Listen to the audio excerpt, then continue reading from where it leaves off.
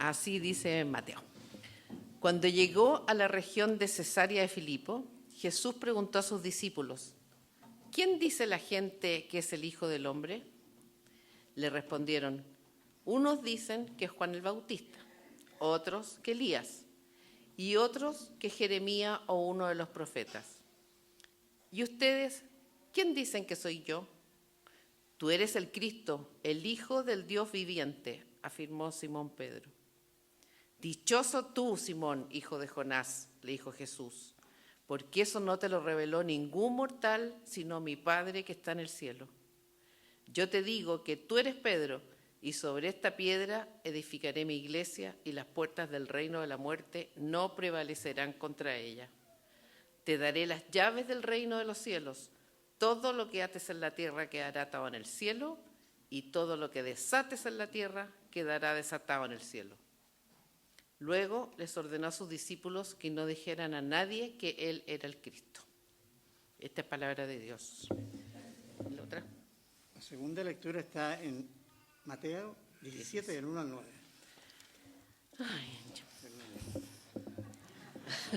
Perdón. 6 días después, Jesús tomó consigo a Pedro, a Jacobo y a Juan, el hermano de Jacobo, y los llevó aparte a una montaña alta. Allí se transfiguró en presencia de ellos. Su rostro resplandeció como el sol y su ropa se volvió blanca como la luz. En esto se le aparecieron Moisés y Elías conversando con Jesús. Pedro le dijo a Jesús: Señor, qué bien que estemos aquí. Si quieres, levantaré 3 albergues, uno para ti, otro para Moisés y otro para Elías. Mientras estaba aún hablando, apareció una nube luminosa que los envolvió, de la cual salió una voz que dijo: este es mi Hijo amado, estoy muy complacido con él, escúchenlo. Al oír esto, los discípulos se postraron sobre sus rostros aterrorizados, pero Jesús se acercó a ellos y los tocó. Levántense, les dijo, no tengan miedo. Cuando alzaron la vista, no vieron a nadie más que a Jesús. Mientras bajaban de la montaña, Jesús les encargó: no le cuenten a nadie lo que han visto hasta que el Hijo del Hombre resucite. Hermanos, esta es palabra de Dios.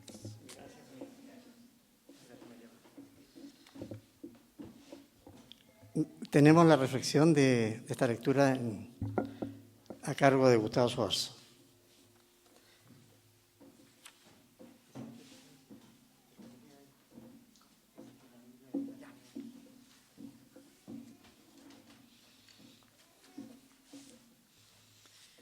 Bien, muy buenas tardes. Un gusto saludarles en este frío día dominical. Pero qué gusto también tener hoy día el privilegio y la oportunidad de compartir con ustedes una reflexión acerca de esta historia tan importante que nos presenta acá Mateo. Recuerden que llevamos varios domingos revisando una serie de sermones acerca de la familia de Jesús. Esta familia conformada por sus discípulos, por sus seguidores. Y hoy día vamos a hablar acerca de el momento en que la familia reconoce que Jesús es el Cristo. Este momento histórico y que abre el camino también para que hoy día nosotros, sus seguidores, podamos afirmar lo mismo que Pedro y sus compañeros dijeron acá. Un autor que nos gusta mucho a nosotros los cristianos y los anglicanos en particular es C.S. Lewis. Ustedes lo conocen ya y si no, conózcanlo. Es el apologista y escritor cristiano del siglo XX, autor de las Crónicas de Narnia y muchos otros ensayos acerca de la fe. Y él dijo: si buscas una religión que te haga sentir cómodo, yo ciertamente no te recomiendo el cristianismo. ¿Y esto por qué lo dice? Probablemente porque el cristianismo es tan único, esta es una fe tan especial, tan particular, que ser coherente con denominarse cristiano implica tomar tu cruz y seguir a Jesús de Nazaret. Y esto les aseguro que no es nada de cómodo. Aun cuando hoy en día en nuestro medio hay una cristiandad cultural, aunque cada vez más diluida, está presente ahí. Y en general cualquiera de nosotros puede asumirse como cristiano si conversamos con la gente en la calle. El verdadero compromiso cristiano implica estar certero de que a quien estamos siguiendo es a Jesús y que a Él lo conocemos. Por lo tanto, el cristianismo se cae o se sostiene en la persona de Jesús. Y por eso es muy importante que todos podamos conocer y tener mucha certeza acerca de quién es Jesús. 1 Corintios 15:14 dice: si Cristo no resucitó, vana es entonces nuestra predicación y vana es también nuestra fe. Es por esto y mucho más que conocer la identidad de Jesús, ser capaz de responder la pregunta que se hacía en la lectura que tuvimos al inicio. ¿Y quién crees tú que soy yo? Esa pregunta entonces para nosotros es crucial. Los 4 evangelios buscan enseñarnos esto, que entendamos quién es Jesús y que creamos en Él. Por eso creo que estos 2 pasajes que estudiamos hoy son probablemente aquellos de los más clave de toda la Biblia. Le invito a orar. Padre Celestial, gracias te damos por estar ante ti esta mañana, gracias por este servicio que te entregamos en humildad. Queremos pedirte, Señor, que tu Espíritu Santo ahora nos ayude a hacernos propias de esta palabra, a apropiarnos de ella y hacerlo nuestra voz. Te pedimos, Dios, que nos hables, que tu Espíritu, Señor, abra nuestros oídos y que me ayude a mí a poder hablar, Señor, lo que tú quieras a la congregación. En el nombre de tu Hijo Jesús. Amén. Bueno, estos 2 pasajes que son bastante extensos, y quise dividirlos para que podamos entender mejor el mensaje en 3 partes. Primero, hablar un poquito acerca de lo que dice la gente acerca de Jesús, lo que los discípulos le cuentan a Jesús que dice la gente. Segundo, lo que Dios mismo y Jesús dice acerca de sí. Y tercero, lo que los discípulos, incluyéndonos a nosotros, decimos acerca de Jesús. Así que vamos a ver esas 3 partes. Y para eso nos situamos en la primera de las historias que leyó María Paz. En Mateo 16, del 13 al 20, si quieren pueden abrir sus Biblias o sus aplicaciones para seguir la historia. Fíjense que Jesús y sus discípulos se encuentran en una región pagana, o digamos, más bien dicho, que tiene mucha influencia pagana, que se llama Cesarea de Filipo, que históricamente ha sido el centro de adoración a muchos dioses, dependiendo de cuál era la cultura que había conquistado esa tierra y cuál era el imperio, ¿cierto?, del momento. El dios Baal en la antigüedad, después con los griegos fue el centro de adoración del dios Pan, y ahora con los romanos, fíjense que el César es quien tiene su centro de adoración en ese lugar. Y es bien interesante tener en cuenta este contexto cuando vemos la pregunta que Jesús le hace a sus discípulos, ¿ya? Y esta es la primera vez, podríamos decir, en que Jesús confronta directamente a su equipo de seguidores, a su comunidad, acerca de cuál es su identidad. Ellos ya han pasado un tiempo juntos, esto no es que se los pregunta al inicio del ministerio, sino ya llevan, y como hemos visto a través del estudio de Mateo, bastante tiempo compartiendo juntos. Jesús les hace acá 2 preguntas, si se fijan. La primera es: ¿quién dice la gente que dice que es el Hijo del Hombre? Y recordemos que Hijo del Hombre es una de las formas en la cual Jesús se refiere a sí mismo. Esta es una pregunta indirecta a los discípulos y que ellos van a responder en base a lo que han ido observando, a medida que han ido acompañando a Jesús a visitar comunidades, a relacionarse con personas, ¿ya? Y le responden entonces. ¿Y qué es lo que le responden? Fíjense. Dice, unos dicen que es Juan el Bautista, otros que es Elías, otro que es Jeremías, otro que es alguno de los profetas.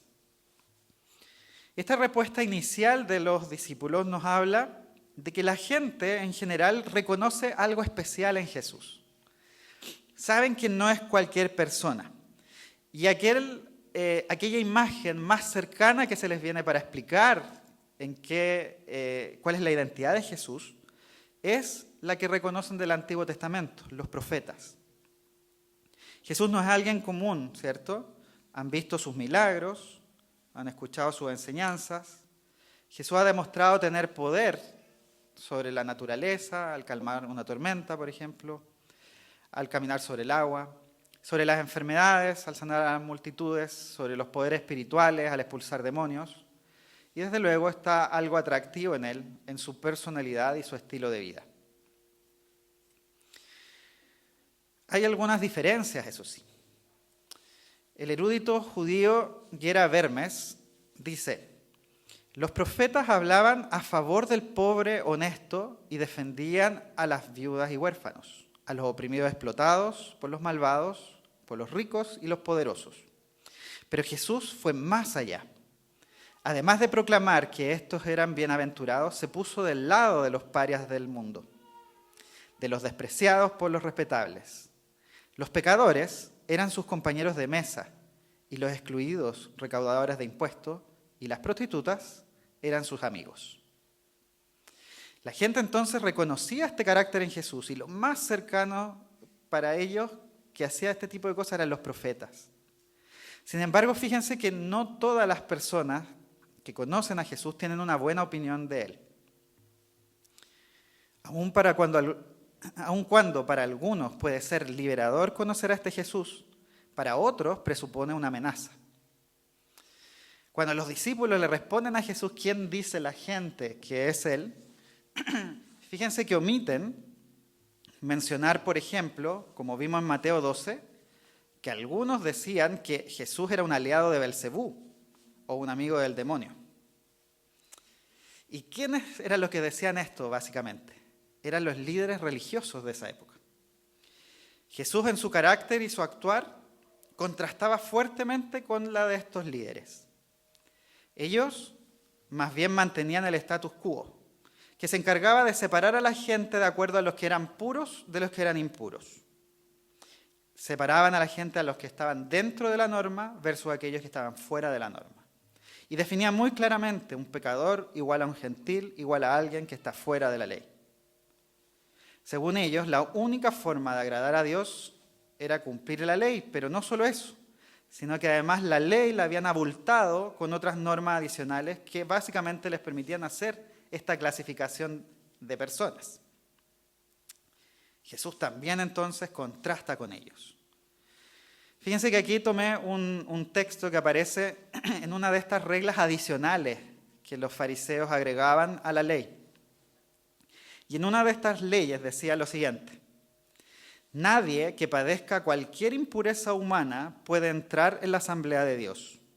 Quien tenga padecimientos en su carne, esté mutilado de mano o de pie, o cojo, o ciego, o sordo, o mudo, o con cualquier marca visible en su carne, o que sea un viejo inútil que no pueda estar en pie, no pueden tomar en su lugar en medio de la comunidad de los hombres de Dios, porque los santos ángeles están en su comunidad. Imagínense cómo contrasta eso con lo que Jesús dice en Lucas 14. Jesús decía: cuando des una comida o una cena, no invites a tus amigos ni a tus vecinos ricos. Más bien, cuando des un banquete, invita a los pobres, a los inválidos, a los cojos, a los ciegos. Entonces serás dichoso. Jesús entonces provocaba esto en las personas. Algunos lo admiraban porque les recordaba a estos profetas del Antiguo Testamento, versus otros que más bien lo encontraban enemigo de sus propios propósitos. Sin duda incomodaba. ¿Qué dice hoy la gente acerca de Jesús? ¿Qué creen ustedes? Piensen un poco en nuestra cultura chilena, en la cultura quizá latinoamericana del siglo XXI. Si conversan con sus amigos, sus compañeros de trabajo, sus compañeros de colegio, universidad, ¿quién es Jesús? Probablemente caigan en categorías similares, algunas de estas que tenían en la época de los discípulos de Jesús de la Biblia. A mí se me ocurren las siguientes. Algunas de ellas las escuché conversando justamente con los estudiantes universitarios haciendo misión en la universidad. Algunas imágenes pueden ser la del niño perpetuo. Esta imagen de Jesús que aparece especialmente en Navidad, pero además está presente a lo largo del año en imágenes en los brazos de la Reina María Virgen. Es un Jesús amado, amoroso, pero frágil, benévolo, pero pequeño.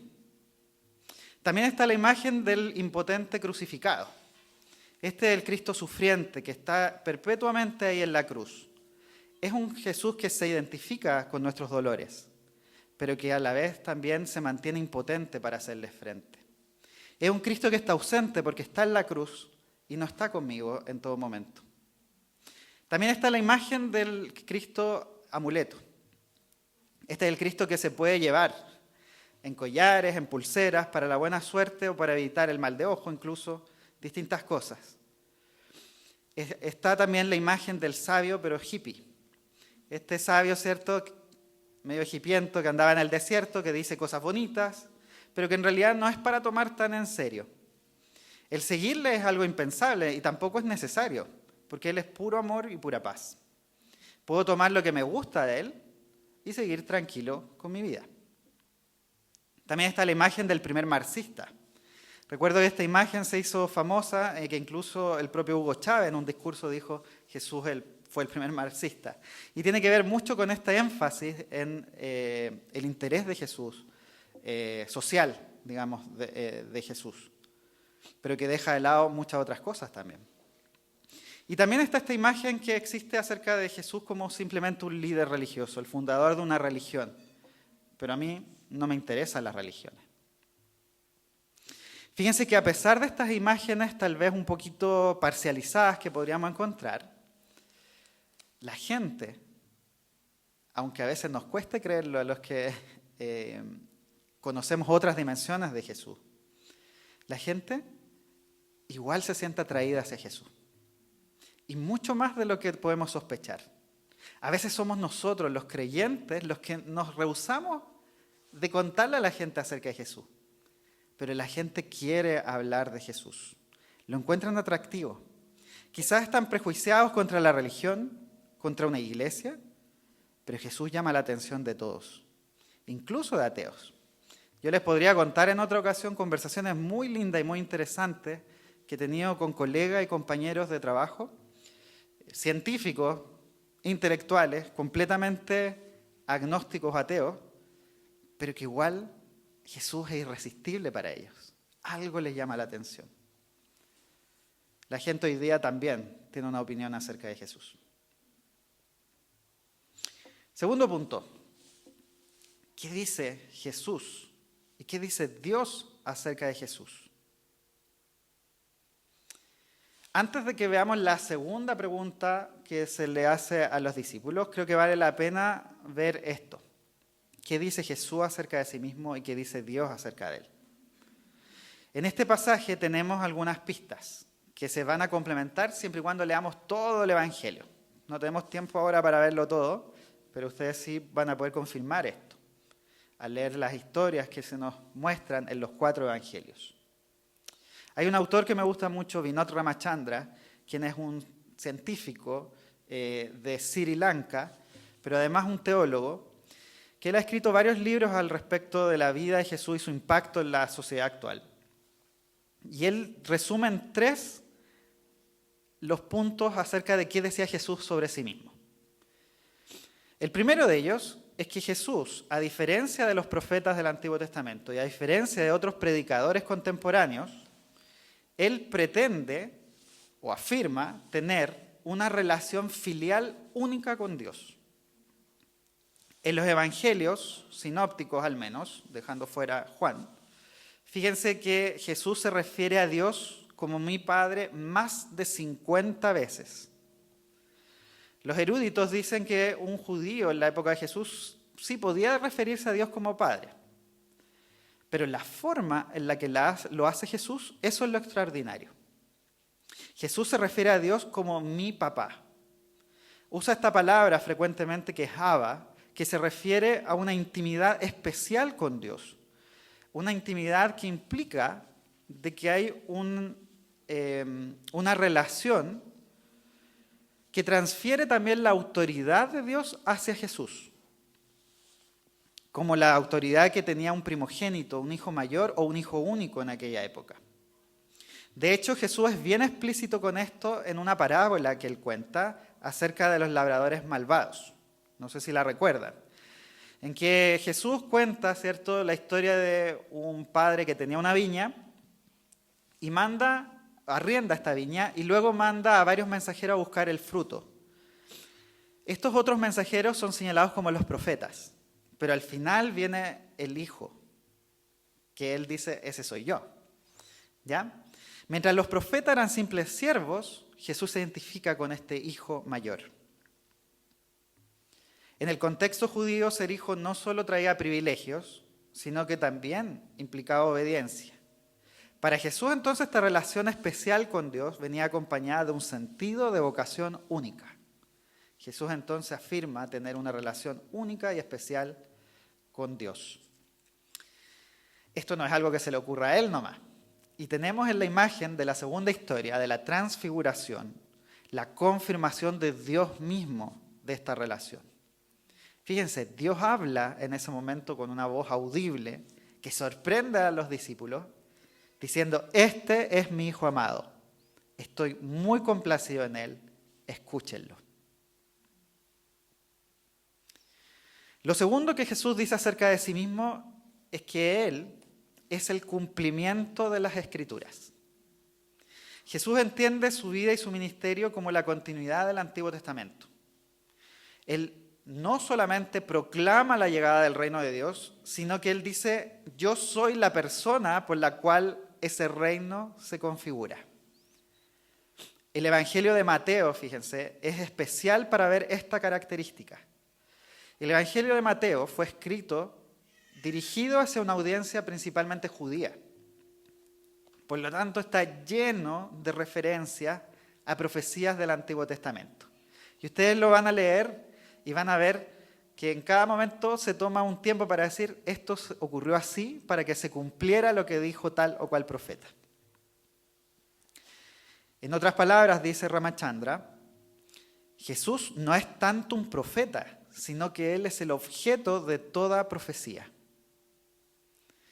Una imagen simbólica de esto es lo que los discípulos aprecian en el monte de la transfiguración.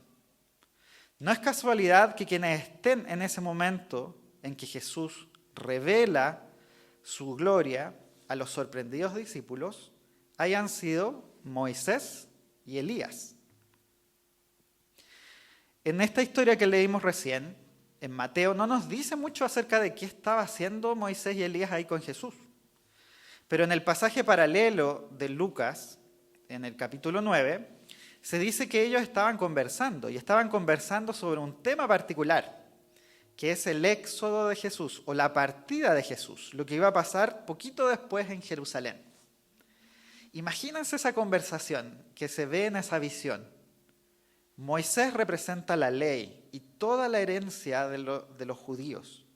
Y por otro lado, Elías es el más grande de los profetas y representa a todos aquellos que anunciaron desde antaño la venida de ese momento, del Mesías. En esta visión gloriosa, ambos están ahí para ser testigos y para observar aquello que apuntaron en toda su vida, el cumplimiento definitivo de la promesa. Tercero, Jesús dice acerca de sí mismo que Él es diferente, completamente distinto a todas las otras personas que existían en ese momento y que van a existir después. Aunque Jesús se identificaba con los pecadores de la sociedad palestina, Jesús frecuentemente se ubicaba en una categoría diferente al resto de la gente. Los demás eran como ovejas perdidas. Él era el pastor enviado a buscar y salvar a los perdidos. Los demás estaban en tinieblas. Él era la luz que disiparía toda oscuridad. Los demás estaban en el umbral de la muerte. Él, en cambio, es la resurrección y la vida. Jesús, cuando elige a cada uno de los 12 apóstoles, que después a partir de ese momento van a simbolizar una nueva relación con un nuevo pueblo, como las 12 tribus, Jesús no es uno de los 12. Jesús está por sobre ellos, como el Maestro. Ninguna de estas afirmaciones Jesús lo hace en un espíritu de inmerecida soberbia, sino todo lo contrario. El liderazgo de Jesús se ha vivido desde el servicio, del que lava los pies a sus discípulos, del que alimenta, el que da de beber al que necesita, el que conforta al desamparado. Sin embargo, Jesús es claro y no deja lugar a duda de que Él es totalmente diferente a cualquier persona que haya vivido o que vivirá. Estas son las cosas entonces que Jesús dice acerca de sí mismo. Y es el contexto en el cual entonces se va a responder la segunda pregunta, y es el tercer punto de mi sermón: ¿qué es lo que dicen los discípulos acerca de Jesús? La segunda pregunta de Jesús a sus discípulos es mucho más personal. La primera era: ¿qué dice la gente acerca de quién soy yo? Pero ahora Jesús les confronta: ¿y ustedes? ¿Quién dicen que soy yo? Nuestro querido Pedro, ¿cierto?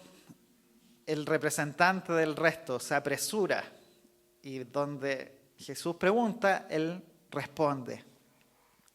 Quizás está ahora reflexionando esto con mucha anterioridad.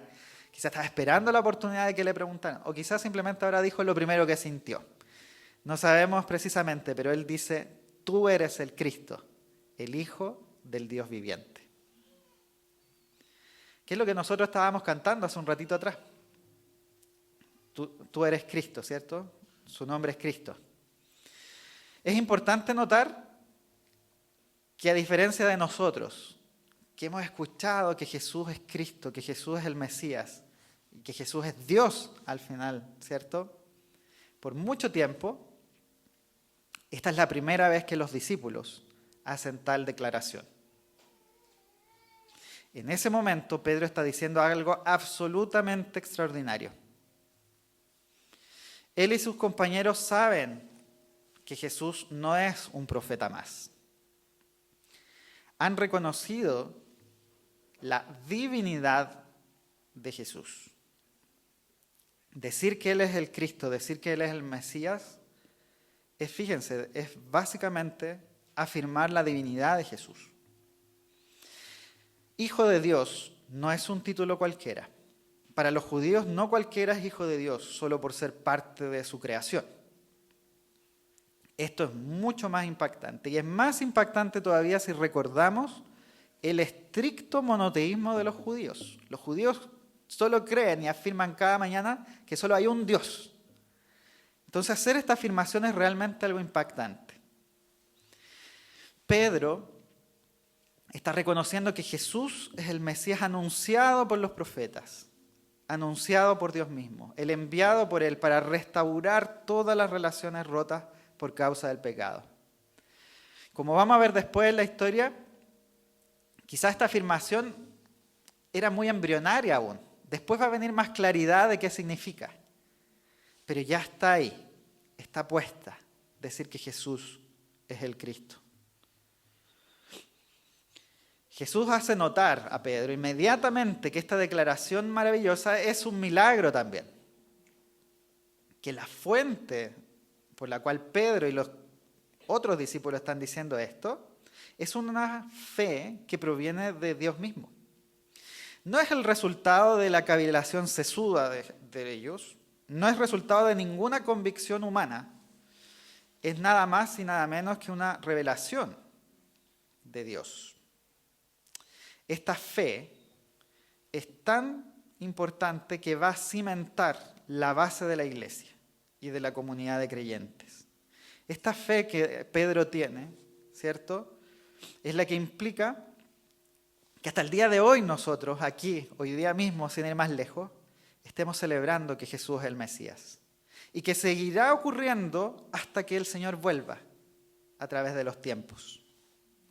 Por eso es tan importante y tan hermoso tener la próxima semana confirmaciones de personas que están haciéndose herederos de esta afirmación de Pedro, que no han sido convencidos por ningún argumento humano, sino que el Señor les ha puesto esta convicción de vida en el corazón.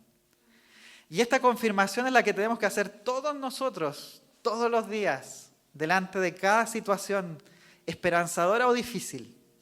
Decir, Señor, yo creo que tú eres el Mesías. Yo creo que tú eres el Cristo. Yo creo que tú eres Dios.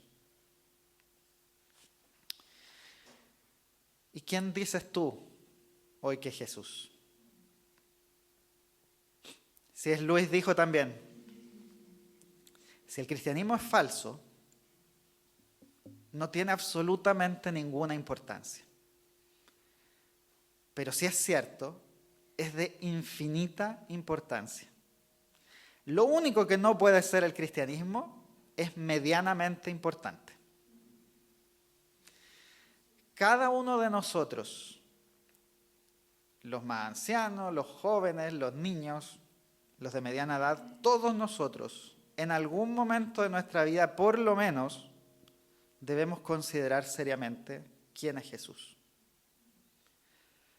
Y para responder esta pregunta con propiedad, es conveniente hacer lo que los discípulos hicieron. ¿Y qué hicieron ellos? Pasaron tiempo con Jesús. Hoy nosotros podemos hacerlo también. Y eso es lo que hacemos a través de las Escrituras. Si leemos concienzudamente el Nuevo Testamento, o sea, toda la Biblia, pero el Nuevo Testamento en particular, y por lo menos los 4 evangelios, Mateo, Marcos, Lucas y Juan, podemos por nosotros mismos encontrarnos con este Dios hecho hombre. Este carpintero de Galilea que caminó entre nosotros. A través de estas páginas vas a conocer su carácter, su sabiduría, pero también su poder y sobre todo su amor indescriptible. Si todavía no lo has hecho, o si ya lo hiciste hace mucho tiempo, te invito a que puedas seguir a través de las páginas sus historias, que aunque están localizadas en otro lugar y en otro tiempo, te van a parecer infinitamente cercanas. Su respeto por las personas, la dignidad con la que trató a las mujeres, a los niños, a los enfermos, a los excluidos, pero también la firmeza y severidad con que trató a los hipócritas, los abusadores, sin duda va a llamar tu atención. Y al final de pasar este tiempo con él, espero que puedas responder seriamente, ¿quién crees que soy yo? C.S. Lewis nos deja un último dilema, que en realidad es un trilema de su libro Mero Cristianismo. C.S. Lewis dice que Jesús, si tomamos en serio lo que aparece en el Nuevo Testamento acerca de él, C.S. Lewis o era un mentiroso, Jesús me refiero, o era un mentiroso, o era un loco, o efectivamente era lo que decía que es el Hijo de Dios.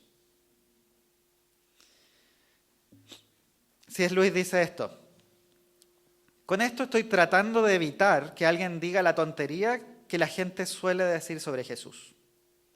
Estoy dispuesto a aceptar que Jesús fue un gran maestro de moral, pero no acepto su afirmación de ser Dios. Esa es la única cosa que no debemos decir. Un hombre que era simplemente un hombre y dijo el tipo de cosas que Jesús dijo, no sería un gran maestro de moral. Sería un lunático al mismo nivel que el hombre que dice que es un huevo escalfado. O si no, sería un mentiroso y eso lo haría el diablo del infierno. Debes hacer tu elección. O ese hombre era y es el Hijo de Dios, o es un loco, o algo peor. Luego Luis agrega, puedes tomarlo por tonto, puedes escupirle y matarlo como a un demonio, o puedes caer a sus pies y llamarlo Señor y Dios. Pero no propongamos ninguna tontería condescendiente acerca de que Él es un gran maestro. Él no nos dejó esa posibilidad abierta. Él no tenía la intención de hacerlo. Oremos.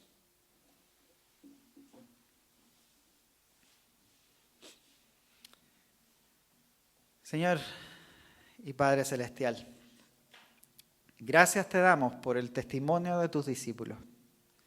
Gracias por el testimonio de Pedro, que quedan grabados en los evangelios y que nos abre la puerta para que también nosotros podamos sumarnos a sus palabras hoy, diciendo que tú, Señor Jesús, eres el Cristo, que tú eres el Mesías. Gracias, Señor, por quienes ya hemos depositado nuestra fe en ti y reconocemos que esto no proviene de nosotros, que no hay mérito ninguno en cada uno de nosotros para que tú, Señor, nos des como premio el conocerte, sino que ha sido solo por gracia, que tú has extendido tu mano amorosa y nos has rescatado. Señor, te pedimos también por todos aquellos que están ahí en la duda aún, que están, Señor, preguntándose o empezando a conocerte y que lleguen a considerar, Señor, que efectivamente tú eres el Cristo. Te pedimos, Dios, que tú puedas ayudarles en este camino, que tu Espíritu Santo les guíe y que te muestres, te reveles a ellos. Y te pedimos también por aquellos que te van a conocer por nuestra predicación.